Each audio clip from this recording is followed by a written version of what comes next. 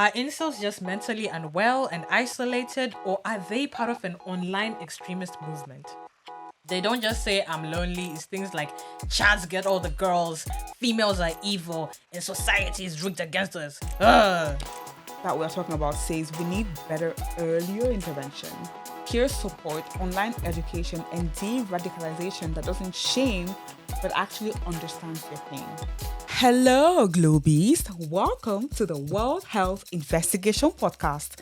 My name is Jocelyn. I'm Edna. We are young global health professionals and your hosts for the World Health Investigation Podcast. Also known as the WHI. We will be discussing all things global health, unpacking the most controversial health and social issues, as well as promoting new wave global health development and equity. So, Miss Adina, what's the tea in global health today? Australia is about to pull one of the boldest moves against big tech. But will the social media ban they're introducing actually hold companies accountable or just hurt young people? So here's what's happening. From 10 December 2025, anyone under 16 in Australia won't be able to have accounts on platforms like TikTok, Instagram, YouTube, Snapchat, Twitter, or Facebook. Although I don't even know who still uses Facebook like that. Anyway, this comes from Australia's new Online Safety Amendment Bill. And instead of punishing the kids, it goes straight for the tech companies. If platforms don't block under 16s, they could face fines of up to 50 million Australian dollars. The government's pitch is simple. This is about mental health. They argue that cyberbullying, harmful content, and online predators are doing more damage than the benefits young people get from social media. And honestly, the risks are real. Some studies have suggested that social media can disrupt sleep, attention, and even brain development in young teenagers. Plus, there's a privacy issue. Young people may be signing up for apps without fully realizing they're handing over tons of personal data. But critics are already raising concerns. Social media isn't just memes and your little TikTok dances. It's where young people, especially marginalized youth, learn about mental health, sexuality, identity, safety, even public health updates. A blanket ban could cut them off from important information and support. There's also the question of inclusion. Social media is a major part of how young people socialize, especially for those in remote communities or who don't have strong offline networks. So removing it could isolate the people the policy is supposed to protect. And then there's the logistical issue. To enforce the age limit, platforms will need age verification systems. That could mean adults, not just teenagers, need to prove their identity to access social media. And that just sounds like a lot of work. Some have argued that instead of banning young people outright, you could make platforms legally responsible for safer design, a duty of care model, and pair that with stronger digital literacy education in schools so that young people can actually learn how to navigate online spaces safely. So what do you think? Should the rest of the world follow Australia? Okay, Anyway. babes. Today's episode, Yes, the juiciest part. the juiciest of the juiciest, Yes. is called Incels. It's called misogyny. We're talking misandry, maybe. Maybe. Yeah. So just a trigger warning, Globies, we are going to be talking about gender-based violence, online extremism, and mental health stigma.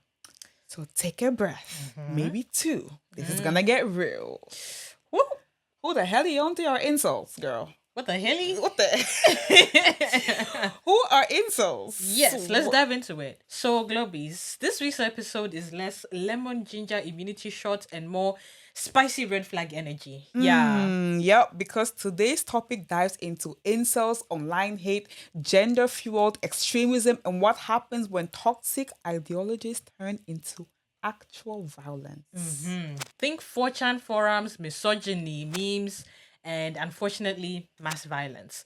But is it mental illness, radicalisation, or both?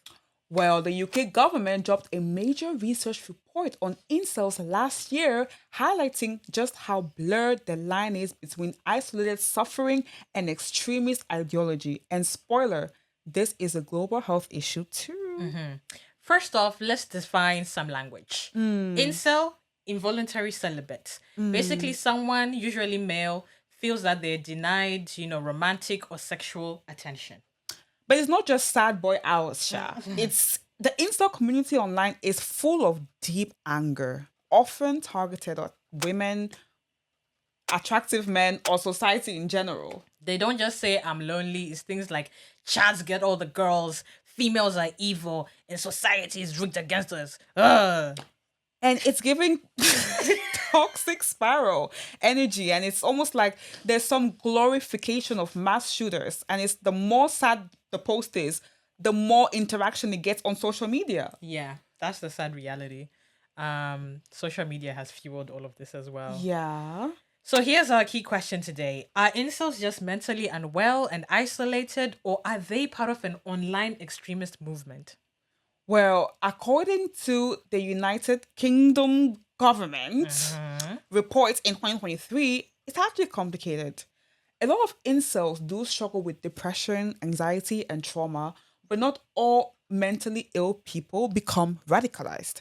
And not all radicalized people are mentally ill. Consider this key statistic. Over 60% of incels in the study showed signs of moderate to severe mental distress. But most had forgotten about help, hadn't gotten help, or even wanted the help. Like, bro, don't touch grass, just stay angry. That's the key thing that they stayed with. And like we said, anger online gets likes. The more extreme your post, the more it spreads. It's like pain becomes content. Okay, so we do need to talk about the manosphere. Yeah. It's the digital toxic stew of red pill bros, incels, pickup artists, men's rights influencers, and just straight up misogynists. I think Andrew Tate's, but maybe less abs. Damn. And even more Reddit rage. The ISD report of 2022 found that the manosphere includes hundreds of websites, millions of users, and generates billions of views. Yeah. It's not fringe thing anymore. It's algorithmically fed into TikTok, YouTube, and even your little cousin's DMs. And it's not just women they're angry at, it's also society, it's neurodivergence, it's race, it's class, anything that doesn't fit into their fantasy of what we consider power or control. Some corners, some people are just full blown terrorists, extremists. They talk about self improvement, male empowerment, but the undercurrent of like resentment, control, it's all there, mixed into the stew. Yeah, there's it's a lot. It's very layered. Now, some would say, but what about misandry? Miss what? Misandry. Well, quick sidebar. Some people hear this and actually wonder, what about men? Hate towards men too. Women hating men. I mean, let's be clear. Hating anyone because of their gender is deadbeat behavior. Yeah. But there's a difference in impact. Misogyny kills. Misandry rarely makes the news. Yep. When men are radicalized, it can often lead to real world attacks. Think Toronto, for example, the Toronto van attack in 2018 or the Plymouth shooting in 2021. They weren't just angry or they weren't just hate crimes. These were things that were deeply violent in person, which we'll expand on a bit later. Yeah. So, imagine you're a lonely guy, you're depressed, maybe bullied, you go online, you find a forum that gets you. You vent. And someone replies, it's not your fault. It's women. It's feminism. It's society. The comfort then shifts into blame. And that blame turns into hate. So suddenly you're in an echo chamber. What started as sadness has become a warped belief system. And it's not just the internet. It's the racism, the classism, the ableism, the body image system that isolates some men and hand them a villain, women. It's all the isms. So can they be helped? Like, what can we do? Is it possible? What's the tea with regards to this? Here's the hot tea. Most incels don't want to become violent, but they don't seek mental health support. The systems that could help, they don't even trust them. Yeah, the system don't trust them. And that's where prevention comes in. The UK report that we're talking about says we need better earlier intervention, peer support, online education, and de-radicalization that doesn't shame but actually understands your pain. Also, therapists and schools need to be trained in gendered extremism. This isn't just about talk therapy. It's unlearning toxic worldviews. Yeah, and it's going to take some time because the algorithm pushes it. It really loves that. We need real solutions and not just vibes. So how do we fix this mess? Number one, stop glamorizing hate. Platforms need to take responsibility that hate should not be trending. Two, rethink masculinity. Teach boys it's okay to feel, to cry, to not dominate. Three, make mental health male friendly and not just talk about it or make it accessible, relatable, and non stigmatizing. Four, invest in digital literacy. Teens need to know not every influencer is wise. Some are just loud and damaged, y'all. And if you're a teacher, nurse, youth worker, clock the red flags early. Isolation, blame, aggression. Just take note of all these cues. Yeah, pay attention because prevention starts young. And what do adults need to know? Most people actually they become radicalized into incel ideology under the age of 25. Some are literally teenagers. Teachers, youth workers, parents, pay attention, please. Yes. Is your kid isolating, doom scrolling, suddenly spotting red pill lingo? Schools need to also talk about online culture, gender, and mental health before kids find 4chan. Prevention is love, but also literacy, emotional and digital. And this isn't just digital drama. Some incel related violence has ended lives. For example, in 2014, Elliot Rodger killed 6 people and injured 14 in Isla Vista, California. He posted a manifesto and a video blaming women for rejecting him. Then in 2018, Alec Minacion drove a van into pedestrians in Toronto, killing 10 people. He called it an incel rebellion and he literally name dropped Roger as well. In 2021, Jake Davison shot and killed 5 people in Plymouth, UK, including his own mother, before taking his own life.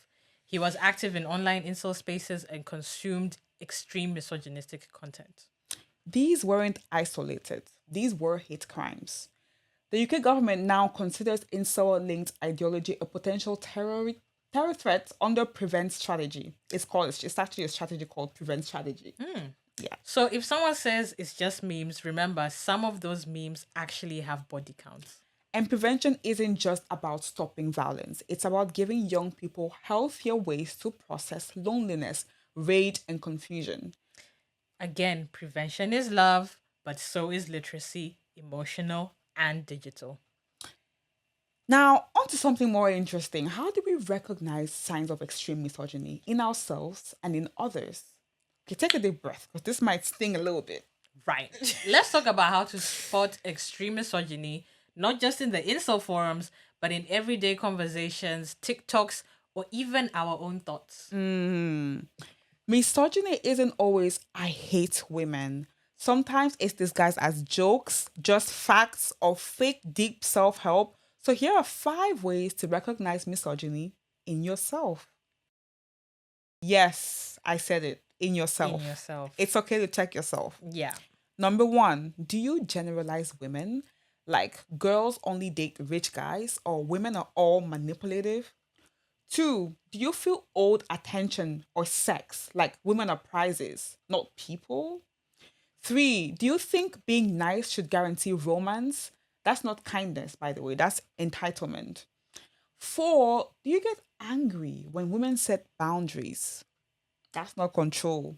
That's control, my brother, not connection, by the way. And 5, do you consider men like Kevin Samuels or Andrew Tate interesting, or do you value alpha male advice? There you go. In our friends and family, do they use dehumanizing terms for women? Females, Stacys, sluts. Do they obsess over gender hierarchies, like men are biologically superior? Stuff like that. Do they blame women for all their problems, especially if it's economic, social, or emotional? Do they defend men who've harmed women? But what did she do? That type of energy. Do they seem isolated rather, resentful and obsessed with control? That's not just sad, it's actually dangerous. So we need to keep an eye out. You know? Yeah. So here's the thing. The truth, unlearning misogyny is part of healing. It's not about shame, it's actually about growth. And before y'all cancel people, calling it out does not mean cancel. It does not mean, it means we're caring enough to stop the harm before it happens. This is not about hating men or hating women or whatnot. We just need to state for what it is. So let's break the cycle. This week's challenge: unpack your algorithm. Who are you following? What are you hearing about gender and power? That's so important. Then, share this episode with someone who says hashtag not all men way too fast. We all deserve connection, healing, and identity that doesn't rely on hate, y'all. And to the lonely boys out there, you're not broken, you're just hurt. And here is a way forward. That's it for this spicy, tender, slightly unhinged episode of the WHI podcast.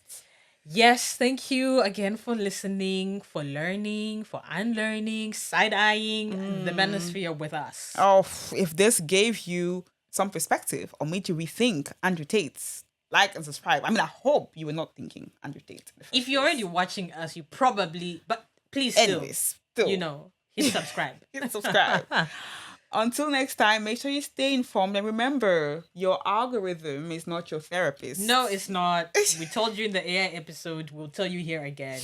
Yes. So yeah, please again follow us on all our socials. We're at WHI_podcast on Twitter, TikTok, Instagram. You can find us on LinkedIn, Facebook, YouTube, wherever you get your podcasts. You name it. Thank you so much for listening and have a wonderful time and rest of the month or the week or wherever you are. Thank you. Goodbye. Bye.